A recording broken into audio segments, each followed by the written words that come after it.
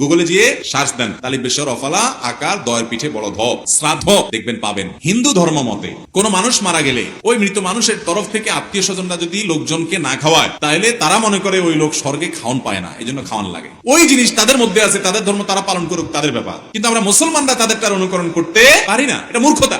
প্রশ্ন হলো, মানুষ মারা গেলে 40 দিনের দাওয়াতের আয়োজন ইসলাম কি বলে? মানুষ মারা যাওয়ার পর যে মারা যায় তার আত্মীয় স্বজনদেরকে এলাকাবাসী খানা খাওয়াবে, কারণ তাদের মন খারাপ, প্রিয় মানুষকে হারায়, রান্না করার মানসিকতা নাই, তাদেরকে রান্না করে খানা খাওয়াবে। এটা হলো সুন্নাহ। এটা হলো কি?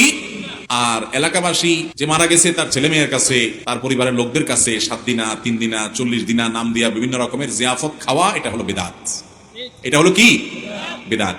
বাংলাদেশের সবচেয়ে বড় বেদাত এটা। এর চেয়ে বড় বেদাত বাংলাদেশে নাই। মানে এই বেদাত ঘরে ঘরে জায়গায় জায়গায়। এই বেদাত মানুষ ইচ্ছায় করে অনিচ্ছায় করে, কারণ না করলে বলে কি ছেলে রেখে গেছে, কারো একটু হাতও ধোয়াইলো না। এরকম ছোট লোক আছে না নাই?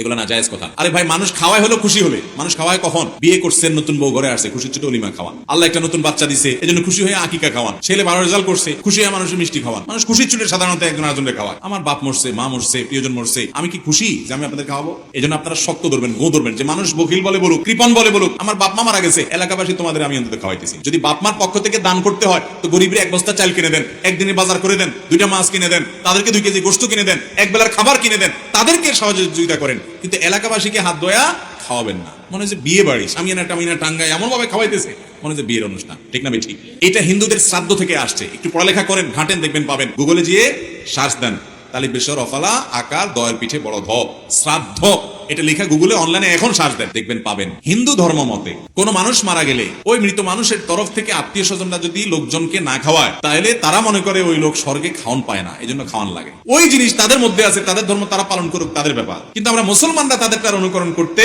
পারি না, এটা মূর্খতা। নবী করিম সাল্লাল্লাহু আলাইহি ওয়াসাল্লাম মারা যাওয়ার পরে সাহাবারা কত কষ্ট পাইছেন বলেন। ওনারা মদিনাতে কয়টা গরু কয়টা উট জবাই করে মানুষ খাওয়াইছেন, খবর বাইর করে জাল হাদিস বাইর করেন তো পান কিনা? পাবেন না। ওমর রাদিয়াল্লাহু মারা গেছেন, আবু বকর মারা গেছেন, সাহাবীরা সিনিয়র মারা গেছেন, আমাদের আয়েশা মারা গেছেন রাদিয়াল্লাহু তাআলা আজমাইন। কই সাহাবীরা কেউ জিয়াফত করছেন? দেখেন তো দেখি। এটা মুসলমানদের কালচার না, কিন্তু এটা বুঝান যায় না মানুষকে। আল্লাহ তাআলা আমাদেরকে বুঝার তৌফিক দান। আপনার বাবা মারা গেছে, তাদের তরফ থেকে একটা মসজিদ বানাই দেন, মসজিদে একটা কিছু করে দেন, মাদ্রাসায় একটা কিছু করে দেন, একটা গাছ লাগাই দেন, একটা গরিবের একটা রিকশা কিনে দেন, একটা কালভার্ট বানায় দেন, একটা সাদকা জারিয়ামূলক কোনো কাজ করে দেন। এটার সব তিনি পেতে থাকবেন। এই অযথা 3 দিন 40 দিন দিন ঠিক করে ক্ষণ ঠিক করে মানুষদেরকে জিয়াফত খাওয়াবেন, শ্রাদ্ধ অনুষ্ঠান অনুসরণ করে, এতে সব হবে না, বরং কি হবে?